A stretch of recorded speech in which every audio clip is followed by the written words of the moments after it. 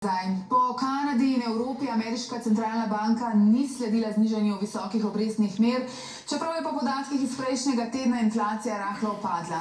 Apple je napovedal sodelovanje s pametnim klepetalnikom ChatGPT, delnica je poletela v nebo in tehnološki velikan je ponovno postal največje podjetje na svetu.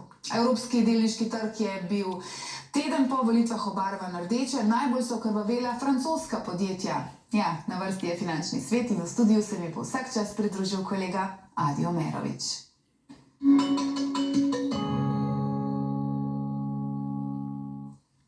Adi, pozdravljen. Pozdravljena, Suzana. Zaključilo se je 50. srečanje skupine G7. Zdaj, v Evropi in Kanadi ostajajo obresti nizke, medtem ko v ZDA pa še kar vztrajajo visoke, ne? Tako je. Zanimivo je ravno to, če pogledava ta graf, Suzana, pravzaprav inflacija se je v mesecu maju v Evropi rahlo dvignila, pa smo znižali obrestno mero. V ZDA pa je inflacija v maju padla, pa so obrestno mero pustili visoko. Spoštovani, lepo pozdravljeni. V evroobmočju so obrestne mere po novem 3,75 odstotne, v ZDA ostajajo nad 5 odstotki. Angleži bodo prvič obrestno mero rezali v avgustu, Američani torej zadnji, zagotovo ne pred septembrom. Glede na 61 odstotno verjetnost, vlagatelji pričakujejo prvo nižanje obrestnih mer 18. septembra. Lahko pa se seveda vse zamakne proti koncu leta. Letos bo obrestna mera v ZDA ostala pri 5 odstotkih. No, naslednje leto pa naj bi sledili 4 rezi in tako naj bi se obrestna mera spustila na 4 odstotke, potem pa v letu 2026 še 4 rezi in tako naj bi se obrestna mera spustila na 3 odstotke. Seveda so to samo napovedi, ki jih je minuli teden na zasedanju ameriške centralne banke predstavil guverner Jeremy Powell. Letos torej pričakujejo največ eno nižanje za 25 bazičnih točk. We think policy is restrictive, and we think ultimately that if you just set policy at a restrictive level, eventually you will see real weakening in the economy. So that's always been the thought, is that, you know, since we raised rates this far, we've always been pointing to cuts at a certain point. Kljub temu, da na zasedanju niso znižali obrestne mere, je ameriški delniški trg dosegel novo zgodovinsko vrednost. Tehnološki velikani so spet dvignili indekse. Vidite, da so obarvani zeleno. Ostali sektori niso imeli rasti. Največ so minuli teden pridobila 3 največja podjetja na svetu: Microsoft, Nvidia in Apple. Apple pa je bil pred dobrim tednom, glede na tržno kapitalizacijo, 3. največje podjetje, vendar je pred nekaj dnevi prevzel vodstvo. Vzrok pa je seveda sodelovanje z umetno inteligenco.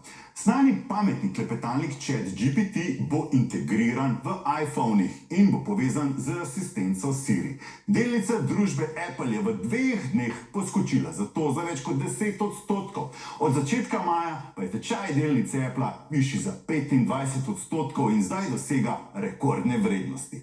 No, na Appleovi konferenci razvijalcev so minuli teden predstavili različne novosti. AI simbol za umetno inteligenco so preimenovali v AI kot Apple inteligenco. If you want some advice on decorating, you can take a picture and ask, what kind of plants would go well on the stack? Siri confirms if it's okay to share your photo with ChatGPT and brings back relevant suggestions. It's a seamless integration. In addition to photos, you can also ask questions related to your documents, presentations, or PDFs. No, in Elon Musk je po Appleovi najavi opozoril na veliko varnostno tveganje in sporočil, da bo vsem uslužbencem prepovedal uporabo iPhonov.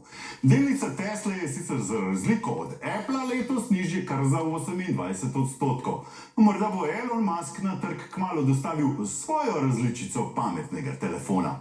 Trenutno na trgu prevladujeta 2 ponudnika umetne inteligence, Google DeepMind in Microsoftov ChatGPT. Elon Musk opozarja, da umetna inteligenca stremi k politični korektnosti, zato lahko uporabnike seveda tudi zavede. AIs they're being trained basically to lie. When Google Gemini came out, one of the questions people asked it would be, which is worse? Misgendering Caitlyn Jenner or global thermonuclear warfare? and it said misgendering Caitlyn Jenner. The AI could conclude, well, the best way to avoid misgendering would be to destroy all humans. Then misgendering is impossible. No, na delniških trgih rastejo predvsem tiste delnice, ki obljubljajo sodelovanje z umetno inteligenco. Po objavi poslovnih rezultatov je minuli teden izrazito poskočil izdelovalec polprevodnikov Broadcom. Od začetka maja je, kot vidite, delnica pridobila kar 40%. V petek pa je poslovne rezultate objavil tudi Adobe. Delnica programskega podjetja je v enem dnevu poletela za kar 14%. Medtem pa kapital zapušča evropske delniške trge.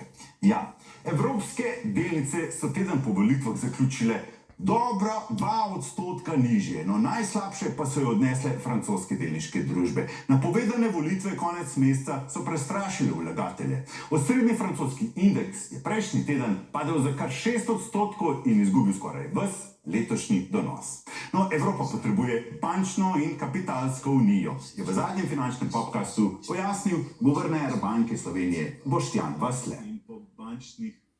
Dejstvo je, da so evropske banke, če pogledamo celotno evropsko območje, še vedno relativno majhne, da so precej fragmentirane, da so precej nepovezane in potem nas v tej mednarodni konkurenci to postavlja na bolj zadnje mesto.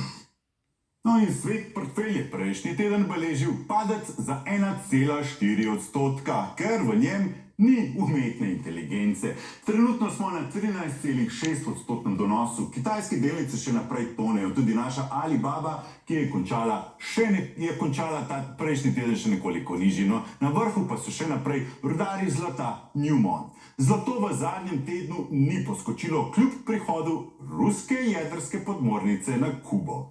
Bitcoin naložba ostaja brez večjih sprememb. ETF, ki sledi Ethereumu, je končal nižje. Tudi nova naložba v energetski ETF XDW0, ki smo ga kupili zaradi nizke cene nafte, še ni presenetil, čeprav se je nafta minuli teden podražila za dobre 3%. No, podrobno analizo portfelja objavim jutri v finančnem komentarju na spletni strani 24ur.com.